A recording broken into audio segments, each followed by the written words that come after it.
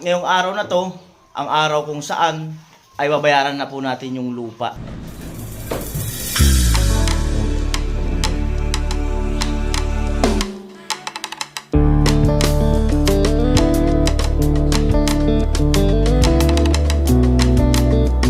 Yung mga magandang araw po muli sa inyong lahat.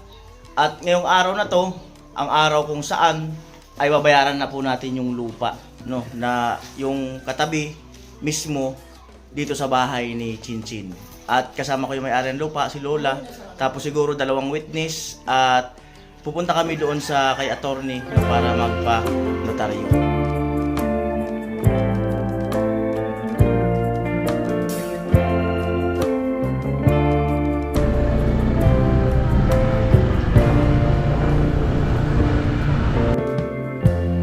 Lighten up, take me on your magic river.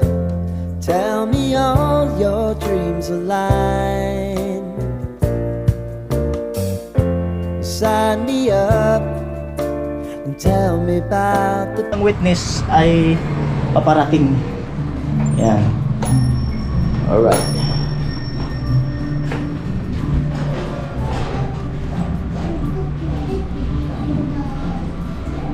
Bus ng lupa ni Lola. Last na ba yun, La? Natira na lang nasa paso. Ayun, nasa likod pa yata, eh, no? Yung sa may madam mo, no? Ganun talaga. Mga halaman yun. Oo, mga halaman. Mga halaman. Sa may, maganda yung i-enjoy mo habang ano. At least na kayo, mga nabigyan na kayo eh. Hindi na kayo magiging magulo. Hindi man niya habang ano. Punta daw siya ng Hong Kong 1 week. Ayan, yung lupa na yun ay ano yun, bali kay Kuya Victor sana yun, pero wala pa namang kasulatan. Kaso yung tinatayuan ni Kuya Victor ngayon, yung tinayuan niya, nagpalit sila ni Lola. Kaya kay Lola na yung lupa na yun. Talagang sa kanya naman talaga yun. Oo, sa kanila naman talaga yun. Kumbaga, ano lang, dinivide by na dun sa mga anak. Kapit-bahay na tayo, Ate Bidang. Oo nga, kuya. Kung ayaw, may urong ko. Baka ayaw mo. Sa'yo yun? Ah, Sa'yo yun. ah, Sa'yo yun nga. magkapit-bahay na nga tayo. Oo, ano po. Ah, magkapit-bahay na tayo. Ayos yun. Maingay. Ayaw yata niya akong kapit-bahay. Ah, alright. Yan ang ating witness. Anak ko rin pala yun si ate. Ha? Yan ang bunsong babae. Kala ko asawa ni Kuya Victor. Ang 10. Ha? Kala ko asawa ni Kuya Victor. Anak ko pala. Kasi yung dalawa niya. Oo nga, para sila mag-asawa. Ha? Sige po. Address mo ba? Okay. Oo. Hindi. Akala ko asawa ka ni Kuya Victor. Oo. Yung pala magkapatid pala kayo. Pang siya, pang 10. Ang birang buhay. Buko yung bunso ko. Oo nga. Di akala ko nga asawa siya ni Kuya Victor. Ando doon, na Iskaya. Mm. E pagkayari ng bahay nila, okay na yan doon. Anong bahay nila? Ayun, ginapagawa doon sa katabi ko. Kanino yun? Magkatulong silang dalawa ng sila. Ah, sa kanila yung dalawa yun? Oo. Para daw pang nagbakasyon siya doon, siya may mapupunta. Oo. May matutuluyan. Oo. Kalahin mo yan. Kapatid pala ni Kuya Victor. Para sila mag-asawa minsan eh. Magkalapit lang ko yan. Oo. Amo? Oo. Sige po. Nakabutang po sa di po di lubab sulod si. Ang butang po di pong di lubab sulod sila di dinilibo nilulog mo ni ka 24 aldo sa Abril sa pagitan nila. Una po si Ma'am Elsa sa Acre Gaspi. Nasa tamang edad, Pilipino, balo po. Kaya star sa San Vicente, Bato Camarines Sur. Pag sinabi kong seller, si Ma'am Juan. Tapos si Sir Noli T. Kabangangan. Nasa tamang edad po. Pilipino, ano sir? Single? Merit po. Married po. Single na lang. Yari tayo. Di ano ko lang sir. Lagay ko lang pangaan. Nai-edit na Ako ako. kuman mag-assume na married eh. Oo. So, married po. Resident po ka Block 18, Lot 8, Beverly Homes, Prensa 2, Marilao, Bulacan. Pag sinabi pong buyer si sir. Ah. Ako. Butang po na si ma'am po, kag sa diri ka sa daraga, na designated as Lot 474F. Adi po base sa subdivision plan number, amo po sa subdivision plan number. Tapos ang kuwato kada kuluan na 4,463 square meters, matatagpuan sa San Vicente. Tapos so masasabi po na kanya to, tago po naka-annotate sa to, titulo na at turagan to kanya. Ang po, dapat po i-separate title. Ang po. Inulat na sa naman ko ng mailuwas yung suway na titulo. Amo po adi sa technical description ko raga, ibig sabihin sa boundaries po yan, po yung square sa irregular po. So amo po adi, taling di kita masalakin aring raga atin ang tukoy lang.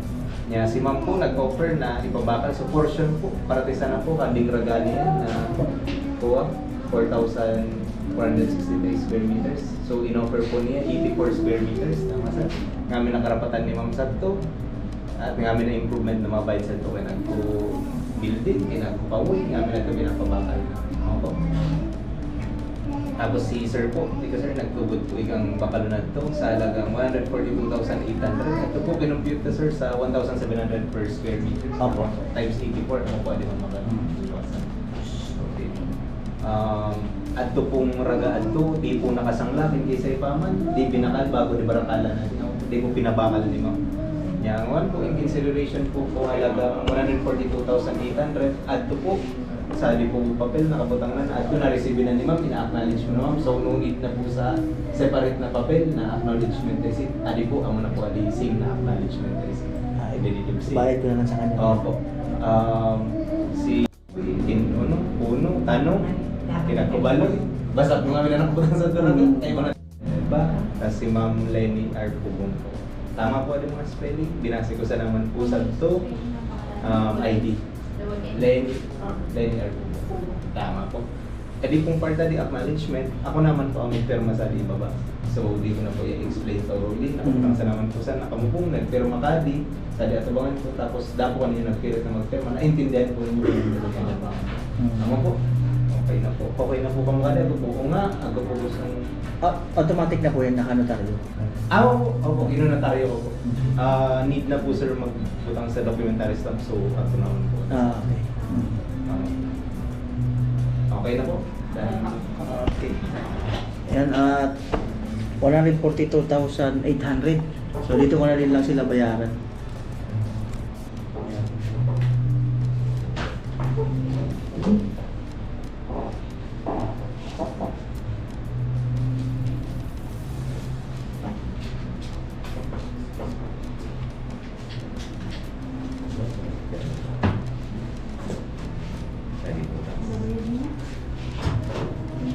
Balik na. Tadi kasi din sa lamin mo.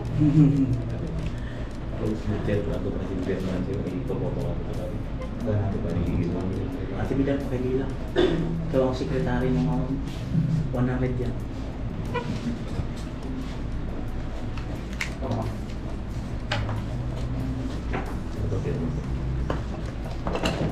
Saan po?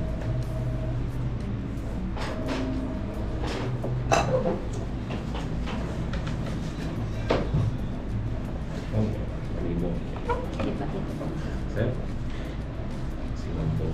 Sa likod ko. Thank you.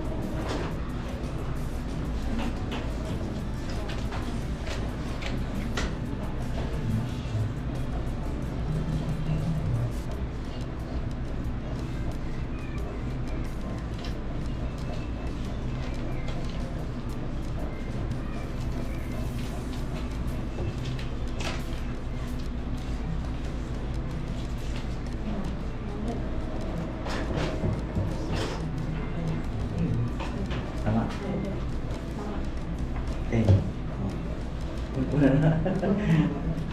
100,000 po.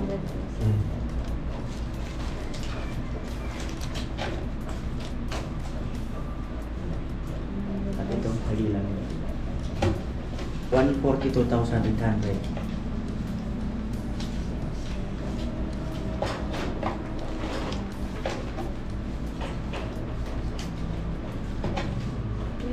Twenty.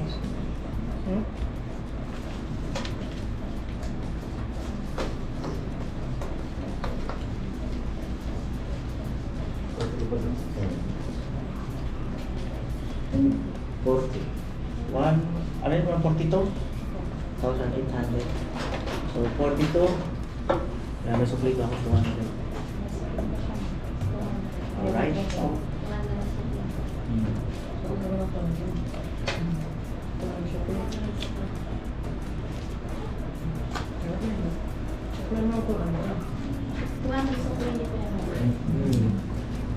Pupunta si nanay sa Thailand. Tanawin. Hong Kong.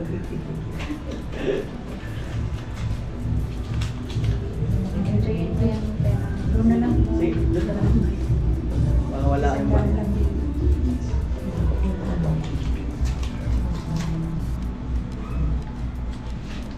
Mamaya na, ma'am. Magbabayad na agad kaya ito. Mamaya na. Ito bilang tama ah.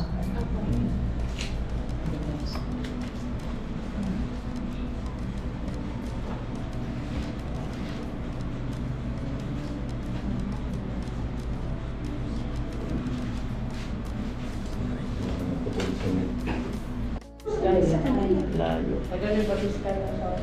Wala silang anak. Wala. Nabugo. 2 beses lang buntis. Nakunan. Ayun po. Hindi ko kaya.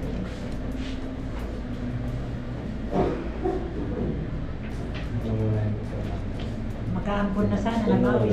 O dapat mag-ampun kayo. Ganyan yung tita ko eh. Inaampon niya yung anak ng pamangkin ng asawa niya. Maghapon na doon sa bahay, paghapon, binawi. Yung pinsa ko nag-ampun muna bago sila nagkana. Ako kuya, ganun. Robin talaga.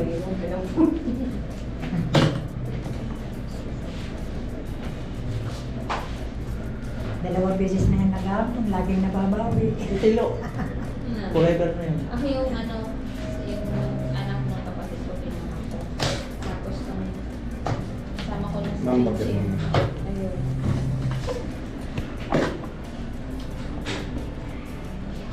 So, saan na confirm mo? Saan na po? Sa gilid mo? Sa request na. So, na po eh. Ganda mo, listen.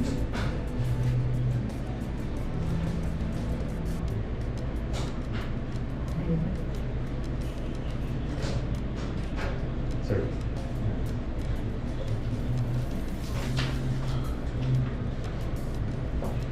Yes, sir. Sir, sa ibabaw po ng pangalan. Red copies po yan. Sino ba? Sorry, assist ko muna si Ma'am Zara.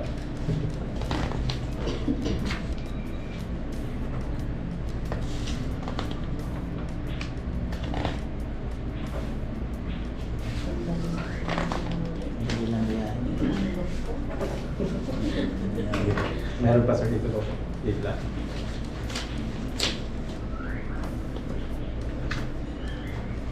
Ito sir. Sa side po, kahit sa tabi ng pero yun. Basta wag lang mapatungan yung may pero.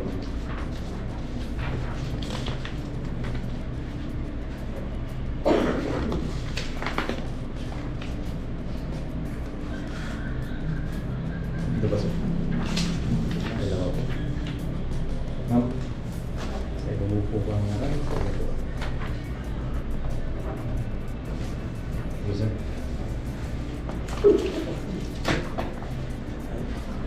Ma'am, ano po? Gusto mo yung ano po?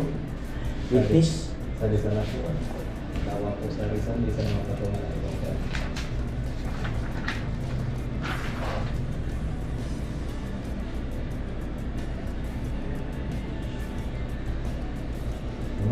Dakol mo.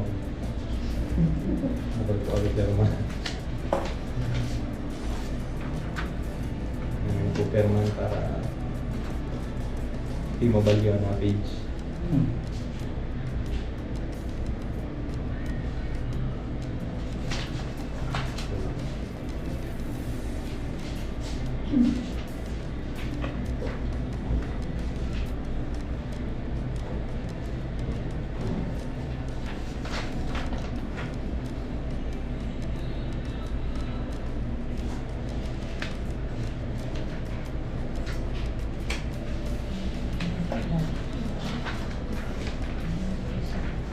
Sige.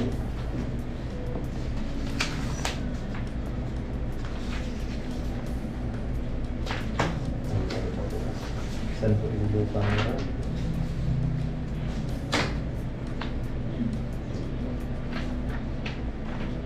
Jump. Ano dito sa mo? Ada pa. Pero maganda.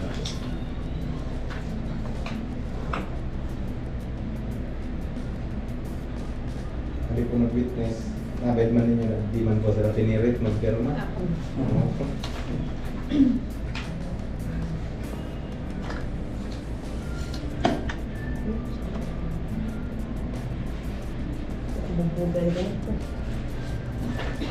Practice na lang.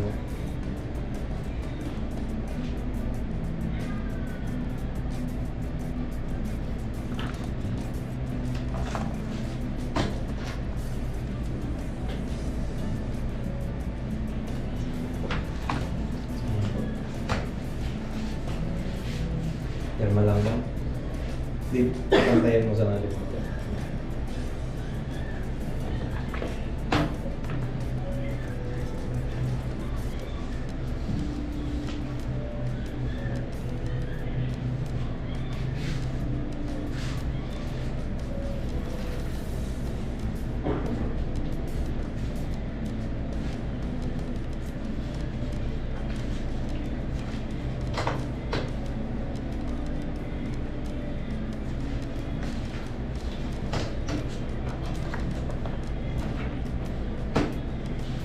Sa bubuka nga kami.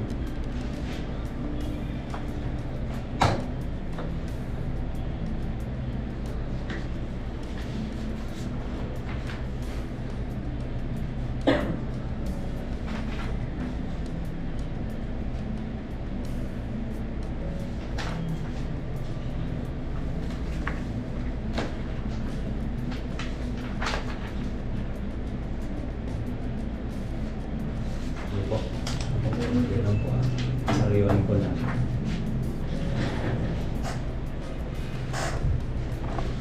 Right.